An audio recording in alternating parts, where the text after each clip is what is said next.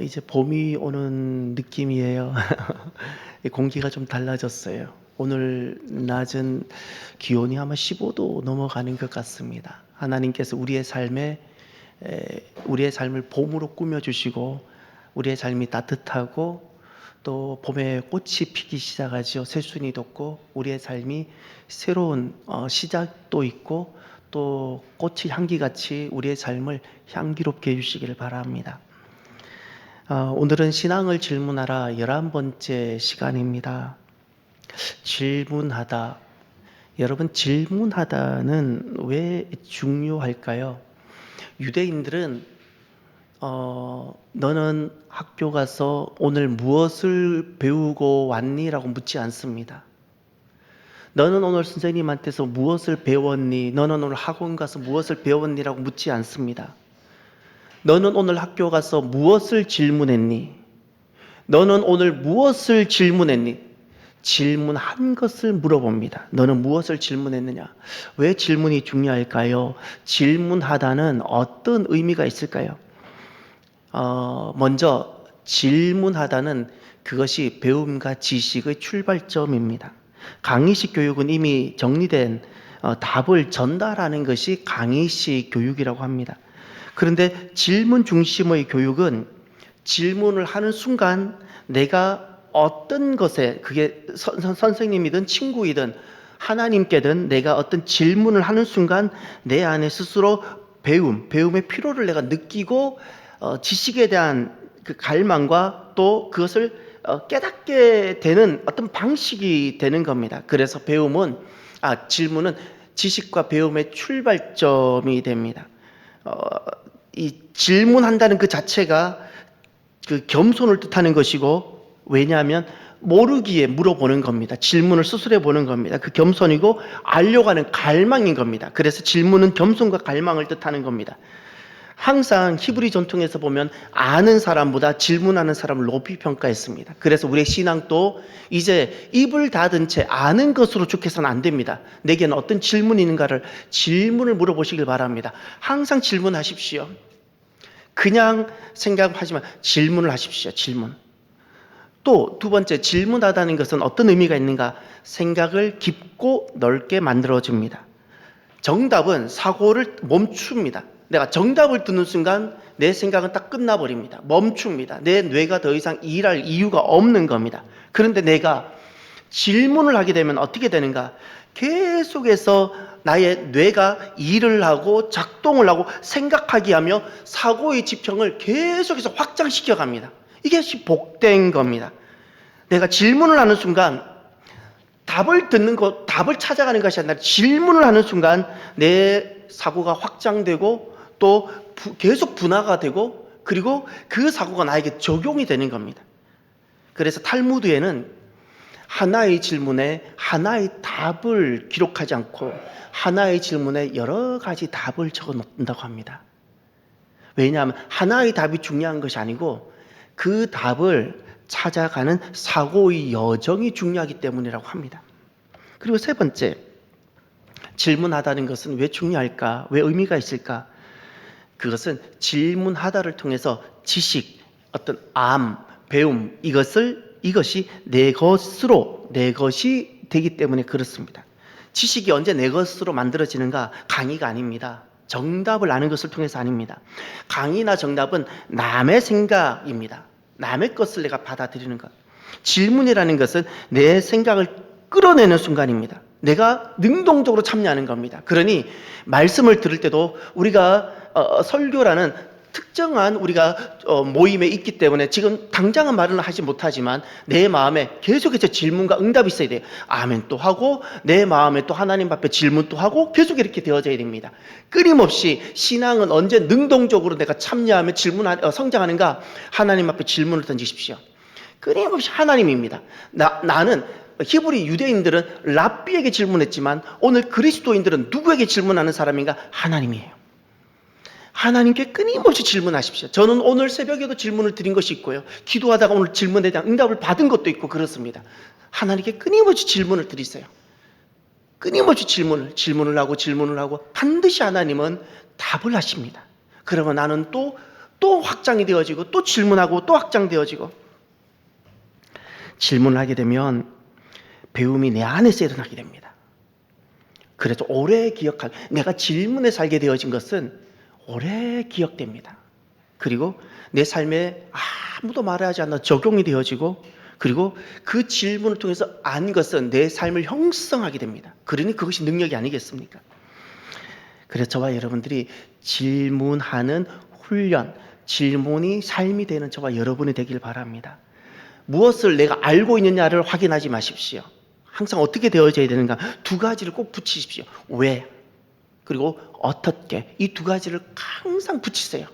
왜, 그리고 어떻게. 우리가 성경을 보면 오늘 말씀은 무슨 말씀이고 무엇이 기록되었는가 이렇게 보게 되죠. 그 첫 번째 질문입니다. 오늘 말씀은 도대체 무엇이 기록되었고 어떤 내용일까? 라고 질문하고 말씀을 읽는 거예요. 이 질문은 그냥 관찰입니다. 그러면 우리가 묵상이라고 하죠. 묵상이라는 것이 이런 겁니다. 하나님은 누구이십니까? 오늘 본문에서 하나님은 누구이신지, 왜 하나님은 이런 일을 하셨는지, 누구입니까? 왜? 그럼 어떻게 내가 살아야 됩니까? 하나님은 누구이십니까? 왜 하나님 이렇게 하셨습니까? 왜 사도 바울이 이렇게 살았을까? 이런 부분들이 묵상입니다. 그러면 어떻게 살아야 합니까? 내가 어떻게 기도해야 됩니까? 내가 어떻게 생명의 빛 가운데 예수 이름을 따라갈 수 있습니까? 라고 어떻게를 붙이는 순간 그것이 적용이 되는 겁니다. 그것이 적용인 겁니다. 그래서 사랑하는 성도 여러분, 답은 사람을 똑똑하게는 할 수 있지만 삶을 살아가게 하는 힘은 있지 않습니다. 근데 질문은 나를 삶을 살아가게 하는 힘을 갖게 합니다. 그래서 항상 질문하는 성도, 항상 하나님께 질문하십시오. 성경을 눈으로만 절대 읽지 마. 소리를 내어서 읽더라도 절대 그냥 읽어가는 것으로 그치지 마십시오. 끊임없이 질문하셔야 됩니다. 끊임없이 물으셔야 됩니다. 질문하시고 묻고 질문하고 반드시 하나님은 응답하십니다. 그래서 제가 지금 이 수요일날 시간을 질문하라라는 타이틀을 붙인 겁니다. 여러분, 신앙을 질문하십시오. 꼭 질문하셔야 됩니다. 오늘은 질문의 제목이 이런 겁니다. 인류의 유일한 구속자는 누구입니까? 소요리 문답 21번째 질문인데, 인류의 유일한 구속자는 누구입니까? 라는 질문입니다. 우리가 이 질문에 대한 답은 이미 숱하게 우리가 설교나 우리가 신앙생활에 오면서 그냥 아주 식상한 대답일 수 있습니다. 우리는 지금 대답이 식상하지 않도록 이 질문을 다시 잘게 썰을 수 있어야 됩니다.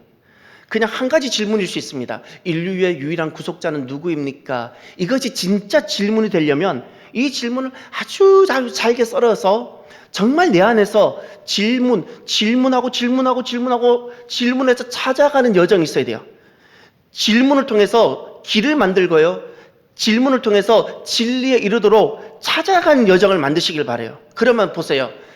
인류의 유일한 구속자는 누구입니까? 라는 어쩌면 틀리지도 않았지만 너무나도 우리에게는 흥미가 별로 없는 식상한 어떤 주제, 이 질문을 잘게 썰어보세요. 그러면 저는 이렇게 썰고 싶어요. 제일 먼저 아주 간단하게, 우리는 그 정답을 모르는 것이 아니잖아요. 예수 그리스도잖아요. 그러면 역으로 이렇게 질문해요. 그분은 누구시지? 이렇게 물어야 돼요.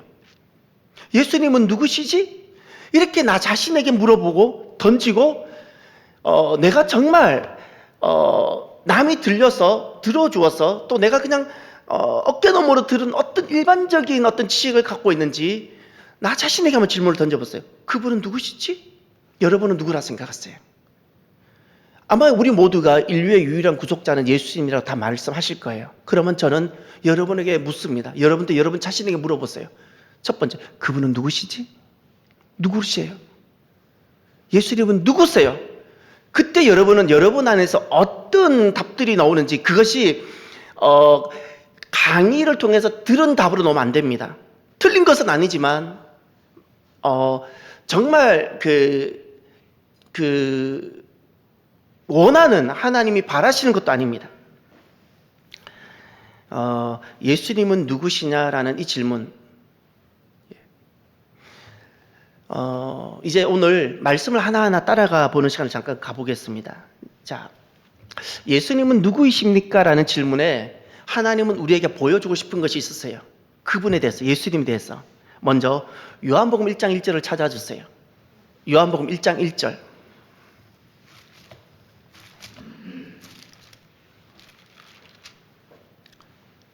한 분이 읽어주시겠어요? 크게.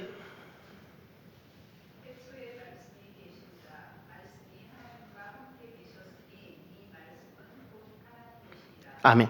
자, 요한복음 1장 1절에 하나님께서 나에게, 오늘 우리에게 예수님은 누구신지 보여주고 싶은 부분이 있어요. 찾아보세요. 예수님은 누구시라고 하나님은 우리에게 보여주고 싶으실까요? 예, 말씀입니다. 또요. 예, 하나님이란 단어예요. 하나님. 거기 보세요. 태초에라는 이것은 시간 이전의 시간, 창세기의 태초의 하나님, 그 태초, 세상이 만들어지던 그 태초보다도 더 이전에 있었던 시간을 말하는 거예요. 그래서 성경에 가장 오래된 시간은 요한복음 1장 1절이에요. 그리고 요한복음이 창세기보다 더 큰 시간을 뜻합니다. 요한복음의 태초는 창세기 노는 태초의 하나님이 천지를 창조하시다의 태초, 세상이 만들어지기 시작하던 그 태초보다 더 큰 시간이 요한복음 1장 1절 태초입니다. 근데 거기 보세요. 태초에 무엇이 계셨어요? 말씀. 이 말씀은 헬라어로 로고스인데 그리스도, 예수님에 대한 비유적 표현입니다. 그 세상이 만들어지기 이전에 로고스이신 예수님이 계셨다는 겁니다. 왜 로고스로 비유되어졌는가? 헬라 신화에 보면 신의 세계가 있고 인간 세계가 있는데 신과 인간 세계를 오르락내리락 하면서 메시지를 전하는 존재가 있었는데 그 헬라 신화의 로고스로 나오는 겁니다. 이 요한복음은 그 헬라 사상과 헬라 사람들에게, 헬라 언어를 쓰는 사람들에게 전해진 복음이었기 때문에 예수님을 그 로고스에 비유되어졌어요. 그래서 말씀으로 나오는 거고 그 로고스를 직역하면 말씀이에요. 근데 헬라 사람들이 이걸 너무 잘 알아요. 로고스? 신의 세계에 있는 사람이 사람에게 오셨던 바로 그분! 이렇게 되는 거예요. 그러니 이것은 단순히 문자적으로 말씀이라는 단어가 아닙니다. 하나님이신데 사람 오신 바로 그분을 말하는 거예요. 이 로고스라는 단어가, 말씀이라는 단어가 문자를 뜻하는 게 아닙니다. 말씀이라고 했을 때. 그런데 그거 다시 보세요. 1장. 말씀이 하나님과 함께 계셨으니 다 함께. 이 말씀은 곧 하나님이신다. 이것이 결론이에요. 1장 1절의 결론은 이겁니다. 이 말씀이 로고스잖아요. 이 로고스, 다시 말, 이 예수님은 곧 하나님이시니라. 이것을 우리에게 말씀하고 싶었던 거예요. 하나님은 우리가 입으로 예수님이 그리스도시고 인류의 유일한 구속자라고 우리가 늘 그렇게 이야기를 해요. 그런데 하나님은 우리에게 제일 먼저 보여주고 싶은 것이 하나 있습니다. 너가 말하는 그 예수님이 바로 하나님이다, 바로 나다, 이렇게 말씀하세요. 할렐루야. 하나님이세요. 하나님. 그럼 또 두 번째, 요한복음 1장 14절을 가보세요. 요한복음 1장 14절에 가면 하나님이 두 번째 예수님에 대해서 우리에게 보여주고 싶으신 말씀이 있습니다. 한번 읽어주세요.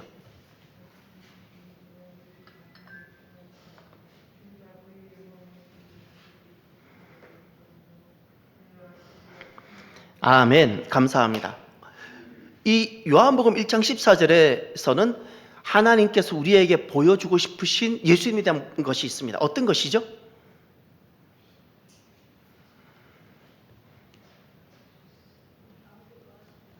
예, 우리 가운데 거하시다. 또요.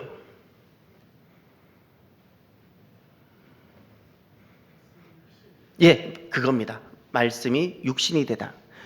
1장 1절, 말씀이 곧 하나님이시다. 1장 14절, 그 말씀이, 그 예수님이, 그 로고스가 육신이 되다. 사람이 되셨다. 할렐루야. 요한복음 1장 1절에는 예수님이 하나님이십니다. 예수님이 하나님. 1장 14절, 그 말씀, 예수님이 육신이 되어 사람이 되셨다. 요한복음 1장 1절에는 예수님은 하나님이시다. 요한복음 1장 14절, 그 예수님이 사람이 되셨다. 하나님께서는 요한복음 1장 14절을 통해서 두 번째 예수님에 대해서 말씀하고 싶으신 것이 있으셔요. 그 예수님이 너와 같은 사람의 모양을 입고 사람으로 오셨다. 너의 곁에, 너 가운데 오셨다. 할렐루야. 이것을 말씀하시는 거예요. 이것을 우리는 성육신이라 부르는 거예요. 성육신. 자, 그러면 2장 14절을, 죄송합니다. 히브리서 찾았어요. 히브리서 2장 14절. 또 한 분이 찾아서 크게 한번 읽어주세요. 읽으실 때는 좀 크게 읽어서 다른 분들이 다 들을 수 있도록 읽어주시면 좋겠어요. 2장 14절 히브리서.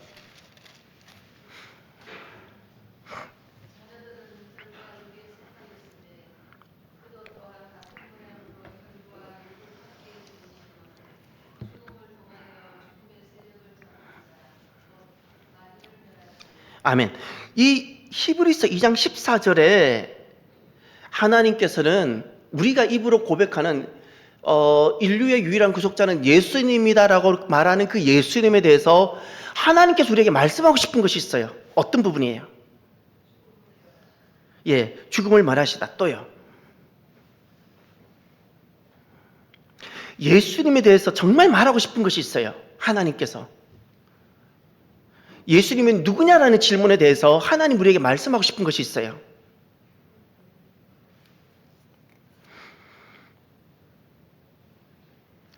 그도 또한 같은 모양으로 혈과 육을 함께 지니다. 그가 누구예요? 예수님이에요. 그도 또한 하나님의 자녀인 바로 우리 사람인 우리와 같은 모양으로 무엇과 무엇을 함께 지녔다? 혈과 육을 함께 지녔다. 육을 그대로 입었다는 거예요. 다시 말하면 하나님께서는 그 예수님이 마치 이런 거예요. 우리 가운데 오셨는데 한국 사람들 머릿속에 있는 어떤 신령한 신성같이 막 구름 타고 신령한 신성처럼 뭔가 우리와 격이 다른 막 그냥 막 구름 타고 날아다니는 이 신성 같은 이런 분으로 오신 것이 아니라는 거예요. 똑같이 혈과 육을 입으셨다. 이것이 바로 인간 본성을 입으시다는 겁니다. 하나님이신 예수님은 하나님이셨는데 사람으로 오셨어요. 그런데 오셨는데 우리와 똑같은 모양으로 몸을 입으셨어요. 육을 갖고 그대로 오셨어요.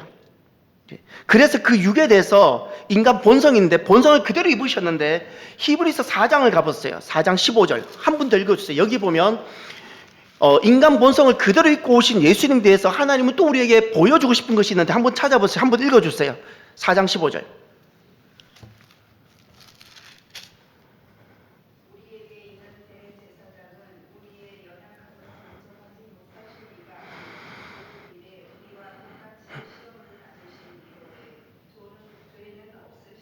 아멘. 이 히브리서 4장 15절에 우리가 똑같은 사람으로 오셨는데 더구나 인간 본성을 그대로 입고 왔어요. 사람의 본성을 그대로 입으셨는데 여기에서 우리에게 또 한 가지 보여주고 싶은 것이 있어요. 무엇일까요? 여기서 두 가지를 찾으셔야 돼요.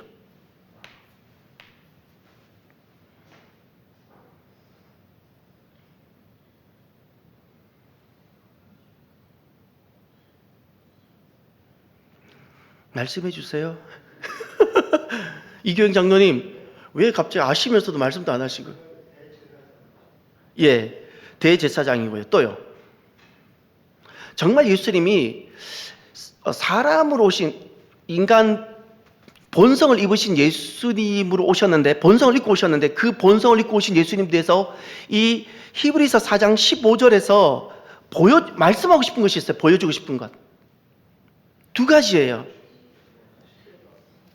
예, 첫 번째가 모든 일에 우리와 똑같이 우리가 인간이죠. 모든 일에 우리와 똑같이 인간과 똑같이 무엇을 받다? 시험을 받다. 이것은 연약함을 말하는 겁니다.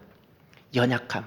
인간의 본성을 입으셨기 때문에 예수님은 우리 가운데 오셨던 예수님은 진짜 사람으로 오셔서 사람의 모든 제한성, 연약함을 다 갖고 계셨어요. 배고픔 다 느끼셨어요. 예. 모든 연약함, 사람의 연약함을 다 느끼셨어요. 또 한 가지가 무엇이죠? 그럼에도 불구하고 죄는 없으셨어요. 이것을 우리에게 보여주고 싶으신 거예요. 사람으로 오셨어요. 인간 본성을 다 입으셨어요. 사람의 모든 연약함을 다 가지신 거예요. 그런데 죄는 없으셔요. 그래서 예수님은 하나님이신데 사람으로 오셨어요. 이 하나님이신데 사람으로 오신 이 예수님을 한 구절에 그대로 다 고백하는 성경 말씀이 있어요. 자, 빌립보서 2장 6절 7절 찾아보세요. 빌립보서 2장 6절 7절. 이 말씀은 너무너무 귀하기 때문에 제가 직접 한번 읽어볼게요. 빌립보서 2장 6절 7절. 제가 페이지를 말 안 하는 이유가 여러분 자꾸 성경을 찾는 훈련을 하셔야 돼요. 성경을 즐겁게 찾으십시오. 빌립보서 2장 6절 7절. 그리고 참고로 성경을 찾으시는데 여기 이 꼬다리를 보고 찾으시면 안 돼요. 빌립보서 하면 신약 성경에 이미 손이 어디쯤 있는지 손이 가 있어야 돼요. 빌립보서는 바울 서신, 그러니까 이 정도 손이 이미 가야 돼요. 이 꼬다리 보고 성경 찾으려고 하지 마세요. 안 늘어요. 아셨죠? 구멍 파인 꼬다리 보지 마세요. 저는 이 꼬다리 있는 게 되게 불편해요. 왜 이런 것을 자꾸 만들어서 성도들로 하여금 성경을 더 멀리하게 하는지를 모르겠어요. 이건 도움이 안 돼요. 이게 없어도 빌립보서 하면 눈을 감고 손이 대충 이 정도 와 있어야 돼요. 이 정도. 여러분 알려드릴게요. 성경은 총 성경 분량은 4개 분량으로 나눌 수 있어요. 정 가운데 딱 나누면 10편이 나와요. 다시 말해서 구약은 3덩어리로 나눠질 수 있고요. 구약은 성경을 총 4덩어리에서 3덩어리까지 4분의 1, 4분의 2, 4분의 3은 딱 구약이에요. 4분의 4만 신약이에요. 그리고 4분의 1, 그리고 4분의 1은 주로 모세오경과 역사서가 들어가요. 4분의 2가 주로 시가서까지 들어가 있어요. 4분의 3은 선지서와 소선지서가 들어가요. 요런 흐름이에요. 분량이. 그리고 마지막이 4분의 4가 신약성경. 신약성경 분량이 4분의 1 분량밖에 안 돼요. 그러니 신약성경 중에서도 빌립보서 하면 벌써 손가락 여기 가 있어야 되는 거예요. 이렇게 성경을 찾으시길 바라요. 자, 다시 봅니다. 빌립보서 2장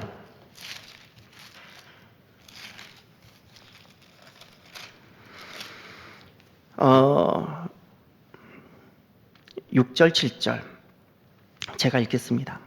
그는 근본 하나님의 본체시나 하나님과 동등됨을 취할 것으로 여기지 아니하시고 오히려 자기를 비워 종의 형체를 가지사 사람들과 같이 되셨고. 아멘. 이제 이 빌립보서 2장 6절 7절이 보입니까? 두 가지가 보여야 돼요. 그분은 누구셨죠? 하나님의 본체세요. 하나님과 동등되셨어요. 그런데 그분이 어떻게? 자기를 비우셨어요. 종의 형체, 바로 사람이 하나님이 만드셨던 피조물의 형체를 입어서 누가 되셨다고요? 사람이 되셨어요. 할렐루야. 하나님이셨어요. 근데 사람이 되셨어요. 그분이 예수님이세요. 할렐루야. 예. 그럼 두 번째 질문 해봐요. 우리가 첫 번째 인류의 유일한 구속자는 누구입니까? 라는 이 질문을 잘게 썰어보자 그랬죠. 예수님이십니다라는 이 답을 가진 이 질문을 잘게 썰어봐요. 첫 번째 질문은 그분이 누구셨냐라는 질문을 해본 거예요. 그러면 두 번째 잘게 썰어봐요. 예수님이 왜 오셨죠? 여러분, 제가 만약에 여러분에게 여쭤봐요. 이미 예수님을 우리는 잘 알고 있고 우리 마음에 고백을 하고 있어요. 근데 제가 여러분에게 물어요. 인류의 유일한 구속자가 예수님이십니다. 근데 왜 오셨죠? 왜 오셨어요? 하나님이세요. 왜 오셨어요? 무엇이라고 말씀하고 싶어요? 이제 여기는 여러분이 교리적인 어떤 답을 할 것인가요? 내 안에 어떤 답이 있는 걸 물어보세요. 내가 그냥 들어서 아는 답인가요? 아니면 내 속에서 나온 어떤 답인가요? 예수님이 왜 오셨죠? 자, 이제 두 가지를 하나님은 예수님이 왜 오셨냐라는 질문에 하나님은 두 가지를 우리에게 보여주세요. 첫 번째, 이사야 42장을 찾아보세요. 이사야 42장 1절 찾아서 한 분이 읽어주세요.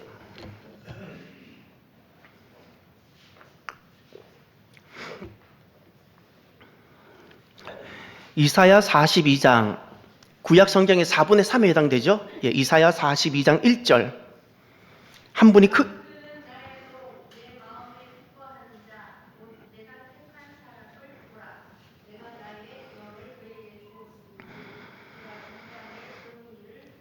아멘. 여기 이제 그 인칭 대명사가 나옵니다. 나 나오고 그가 나오죠.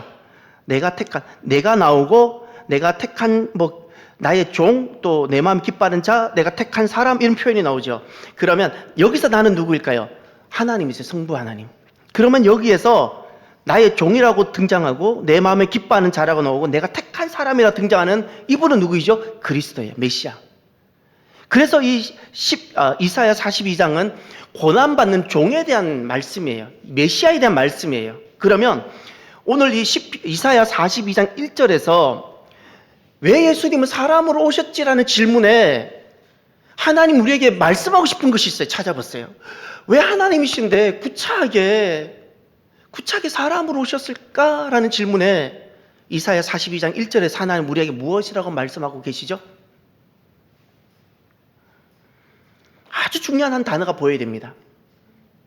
어떻게? 정의. 예, 또요. 정의 때문에 사람으로 오셨나요? 네, 영. 예, 좋습니다. 이러다가 모든 단어 다 나오겠어요. 택하다라는 단어예요. 내가 택하다, 내가 택한 사람, 택하다가 바로 하나님의 선택, 하나님의 택정하심입니다. 다시 말하면 이런 겁니다. 예수님은 왜 사람으로 오셨지? 하면은 어떤 우리의 구원을 생각하고 예수님이 오셔서 우리에게 행하실 어떤 사역을 먼저 생각할 텐데, 놀랍게도 하나님은 우리에게 먼저 보여주고 계시는 것이 있어요. 하나님의 영원한 작정이에요. 하나님의 영원한 작정이 있고 그 작정하심에 맞추어서 그리스도께서 움직이셨던 거예요. 그래서 성경을 보면 가만히 보세요. 오늘 매일 성경 본문에도 나와 있는데, 나를 보내신 분, 나를 보내신 이의 뜻을 따라, 이런 표현이 나오죠. 항상 예수님은 나를 보내신 분, 나는 보냄받은 이런 말씀이 계속 나와요. 예수님이 못해서가 아니에요. 하나님의 영원한 작정과 계획이 있는데 예수님은 그 계획에 순종하시면서 모든 일을 하셨어요. 십자가도 임의로 내가 원하는 때 지시 않으셨어요. 하나님의 영원한 작정과 계획에 맞추어서 지신 거예요. 그래서 신앙생활이라는 것은 이런 겁니다. 내가 좋아 보이고 의로워 보이는 어떤 것, 내가 신앙적으로 좋아 보이는 어떤 것을 하는 것이 신앙생활이 아닙니다. 신앙생활은 내 쓰고 있는 왕관을 벗어서 주님께 드리고 나는 그분의 완전한 종이 되어서 하나님의 영원한 작정과 계획에 내가 순종하며 하나님의 그 이끄심을 따라, 하나님의 인도하심을 따라 내가 따라가며 내가 보냄받은 대로 살아가는 것이 신앙생활. 이것만 신앙생활이에요. 나머지는 종교활동이에요. 그가 목사로 살아가도 그건 종교활동이에요. 종교활동입니다. 신앙생활 아니에요. 그러니 항상 겸손하셔야 되고요. 주님을 따라가고자 하는 마음이 돼요. 주님께서 나를 보내셨기에 내가 하는 어떤 것이 되어져야 돼요. 내가 잘하니까? 절대 아닙니다. 하나님과 아무런 관계가 없어요. 잡동사니로 가득한 내 인생이 되는 거예요. 그래서 하나님께서는 작정하셨어요. 무엇을? 예수님을 그리스도로 택정하시기로 창세 전에 이미 작정하셨어요. 할렐루야. 또 찾아보세요. 베드로전서 1장 20절. 베드로전서 1장 20절. 찾아서 한번 읽어주세요.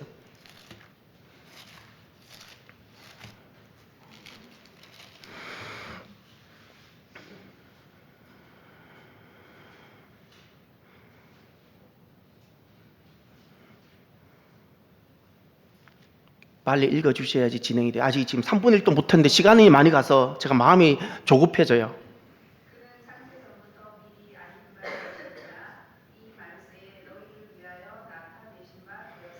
아멘. 여기에 예수님은 왜 사람으로 오셨지라는 이 질문에 하나님께서 우리에게 보여주고 말씀하고 계시는 것이 있어요. 이 질문의 답을 찾아보세요. 예수님이 왜 사람으로 오셨지? 하나님이신데. 왜 사람으로 오셨냐라는 이 질문에 베드로전서 1장 20절에 무엇이라고 말씀하고 계시는지 찾아보세요.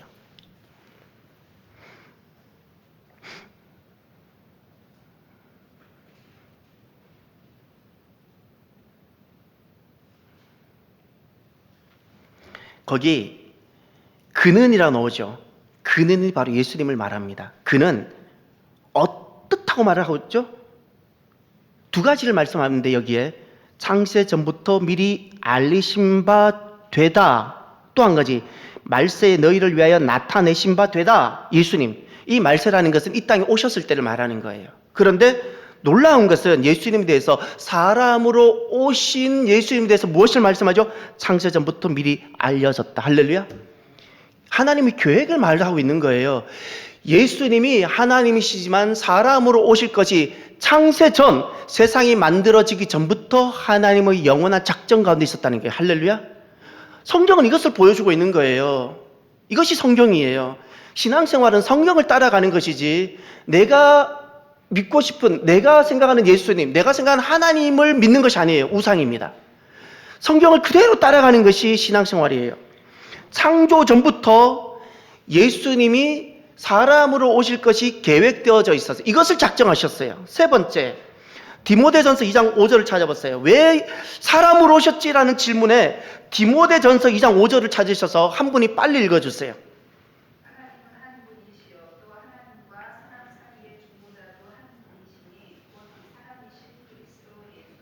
예, 아멘. 여기에 이 질문에 대한 하나님께서 우리에게 말씀하고 싶은 답을 한번 찾아보세요. 예수님이신데 왜 사람으로 오셨지라는 질문에 하나님 무엇을 우리에게 보여주고 싶으실까요? 예, 맞습니다. 하나님과 우리 사이 중보자가 되게 하기 위하여 사람으로 오셨어요. 이것이 이 중보자라는 단어가 헬라어로 로고스예요. 로고스. 하나님과 사람 사이 하나님의 모든 계획과 목적을 성취하시는 분. 이것이 요한복음이 넣는 말씀이라는 단어예요. 말씀과 중보자가 같은 뜻으로 쓰여진 다른 단어들이에요. 그러면 이 질문을 해봐요. 자, 왜 사람으로 오셨느냐라는 질문에 이어서 그 인류의 유일한 구속자는 누구입니까? 라는 질문을 우리가 잘게 썰어보자 그랬죠. 그 잘게 썰은 질문 세 번째. 왜 사람으로 오셨죠? 예, 죄송합니다. 사람으로 오신 분은 누구시냐고 했는데 그 두 번째 질문이 사람으로 왜 오셨냐 그랬죠. 자, 왜 사람으로 오셨는지 이제 그 사람으로 오신 분의 사람으로 예수님 오신 그 목적을 찾아보세요. 히브리서 2장 14절에서 17절. 여기에 하나님이신데 사람으로 오신 예수님 왜 사람으로 오셨는지 그 목적이 나옵니다.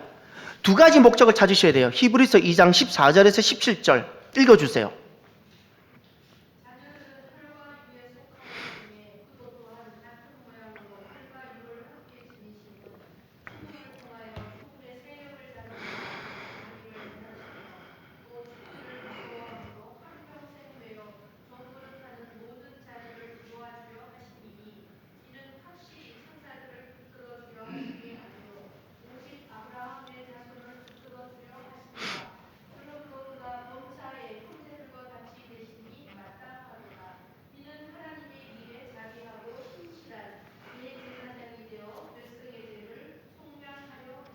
아멘. 여기 이 4절에서 예수님은 사람으로 오셨는데 왜 사람으로 오셨는지 오신 그 목적이 두 가지가 분명히 밝혀져 있어요. 그 두 가지는 무엇이라고 하나님 우리에게 보여주고 계시죠? 예. 죽음의 14절에 죽음의 세력을 잡은 자 누구? 마귀를 멸하기 위하여. 할렐루야. 또 한 가지 뭐죠? 그것만 있나요? 15절에 무엇이라 말하고 있죠? 예. 하나는 마귀를 멸하기 위해서고 또 한 가지는 종로로 타는 모든 자, 사람이죠. 사람을 놓아주려, 해방시키려. 어디로부터? 한평생 매여 있다 그랬죠. 한평생 매여서 종로를 하는데 이 누구의 종로로 하는 걸까요? 15절에 보면 설명이 나와 있어요. 죽기를 무서워하다 그랬죠. 근데 이 죽음을 누가 갖고 있어요? 누가 이 죽음의 권세를 누가 붙잡고 사람들을 이렇게 종로로 타게 만들죠? 마귀. 예. 왜 사람은 죽음을 두려워할까요? 마귀의 종로로 타니까. 마귀의 종이니까. 그래서 마귀에 사로잡혀서 죽기를 무서워하는 그래 한평생 마귀에게 사로잡혀 있는 모든 사람을 해방하고 구원하고 살리기 위하여. 할렐루야. 이게 두 번째 목적이에요. 두 번째 목적. 그런데 14절로 다시 올라가 보세요. 예수님은 죽음의 세력을 잡은 자 마귀를 어떤 방법으로 멸하시기 위하여 우리와 똑같은 혈과 육을 지니셨을까요? 방법이 있어요. 우리와 같은 모양 혈과 육을 지녔다는 건 사람으로 오셨어요. 그런데 어떤 것을 이용해서 마귀를 멸하실까요? 그럼요. 죽음을 통하여 그랬죠. 마귀가 죽음을 붙잡고 있잖아요. 그런데 예수님은 오히려 마귀가 붙잡고 있는 죽음을 통해서 그 죽음을 멸해버리고 죽음을 죽게 만들어버렸어요. 할렐루야. 사망을 사망케 버렸어요. 그래서 정말 예수님을 만나면 예수님을 만난 증거가 우리 안에 막 일어나는데 내 안에 죽음을 경험해 본 적은 없어도 죽음은 낯설 수는 있어요. 그런데 죽음이 두렵지 않습니다. 할렐루야. 이 일이 우리 안에 실제로 일어나는 거예요. 왜냐하면 죽음, 우리가 질병이 오거나 사고를 두려워하는 이유가 죽음 때문이에요. 질병을 당해도 암이 와도 죽지 않으면 사람 아무 걱정 안 합니다. 우리가 배를 타거나 비행기를 타도 두려워하는, 만약에 비행기에 떨어져도 죽지 않는다고, 그냥 잠깐 좀 아플 뿐이야. 두렵지 않아요. 근데 왜 두려워해요? 왜 배 타는 것이 두려워요? 죽음이 있을 수 있으니까. 죽음이 있을 수 있으니까. 근데 예수님이 그 죽음을 없애버렸어. 할렐루야. 정말 예수님을 믿는 사람들은 이 죽음으로부터, 마귀가 붙잡고 있는 사망으로부터 해방이 있어요. 해방이. 그래서 그것을 17절을 보세요. 16절을 보세요. 성경이 그대로 말하는 것을 보세요. 16절. 근데 예수님은 누구를 위하여 이렇게 하시죠? 대상이 천사가 아니라 오직이라 그랬죠. 잘 보셔야 돼요. 모든 사람도 아니고요. 오직 아브라함의 자손. 예. 구약의 표현으로 말하면 이스라엘이고요. 신약의 표현으로 말하면 영적인 이스라엘이고 모든 하나님 백성을 뜻하는 거예요. 예수님은 모든 사람을 위하여 죽으신 것이 아니고 믿는 자를 위하여 죽으셨어요. 이게 성경의 답이에요. 우리는 예수님을 의인 더 훌륭한 분으로 만들기 위해서 모든 사람을 위하여 죽으셨다고 말하고 싶지만 하나님은 그렇게 말씀하지 않았어요. 믿는 자를 위하여 죽으셨어요. 할렐루야. 이게 성경이에요. 17절을 보세요. 그러므로 그가 범사의 형제들과 같이 되심이 마땅하도다. 이는 하나님의 일에 자비하고 신실한 대제사장이 되어 백성의 죄를 어떻게? 속량이라는 단어가 중요해요. 예수님은 그럼 그 아브라함의 자녀들을 죽음으로부터 해방시키기 위하여 어떻게 하셨는가? 속량을 하셨어요. 속량이라는 것은 대신값을 지불하는 거예요. 죄는 내가 지었는데 예수님이 죄값을 대신 지불하신 거예요. 그것이 십자가예요. 그것이 십자가. 그러니 그렇게 속량하셨기 때문에 그 속량하는 그분을 대제사장이라 불렀던 거예요. 대제사장이 대속죄일에 모든 이스라엘 백성의 죄를 대신해서 고하고 속량하는 일을 했거든요. 그래서 우리가 예수님을 대제사장이라 부르는 이유가 내 죄를 대신 지고 대신 갚으셨기 때문에 그래요. 자, 그러면 우리가 그 인류의 유일한 구속자는 누구입니까? 라는 질문을 잘게 썰어서 제가 오늘 질문을 세 가지를 만들어 왔는데 2가지밖에 못했어요. 그 잘게 선 질문. 예수님은 사람으로 오셨습니다. 왜 예수님은 예수님은 누구이십니까? 또 예수님은 왜 사람으로 오셨습니까? 라는 질문하고 이 한 가지 질문하고 또 나머지는 다음 주에 하도록 하겠습니다. 여러분, 이렇게 제가 자꾸 여러분에게 질문을 드리는 이유가 이렇게 질문을 해야 정말 그것이 나의 참된 영적 지식이 되는 겁니다. 제 인생에 있어서, 여러분, 제 인생이 아니라 우리 인생에 있어서 가장 중요한 질문이 있습니다. 너 공부 잘했니? 너 건강하니? 너는 노후가 준비됐니? 어떤 것하고 비교 안 되는 우리 인생에 있어서 가장 중요한 질문이 있습니다. 그것은 당신에게 있어서 예수님은 누구이십니까? 라는 질문이에요. 예수님은 누구이시? 이 질문이 내 인생의 가장 어둠에서 빛으로 전환시키는 질문이에요. 그 인생의 갈림길, 인생은 딱 2 종류가 있는데 인생의 갈림길, 어느 길을 걸어가는지는 무엇으로, 어떤 질문으로 확인되어지는가 하면 당신에게 있어서 예수님은 누구입니까? 라는 질문에 인생은 어느 길을 걸어가는지가 확연히 드러납니다. 확연히 드러나는 거예요.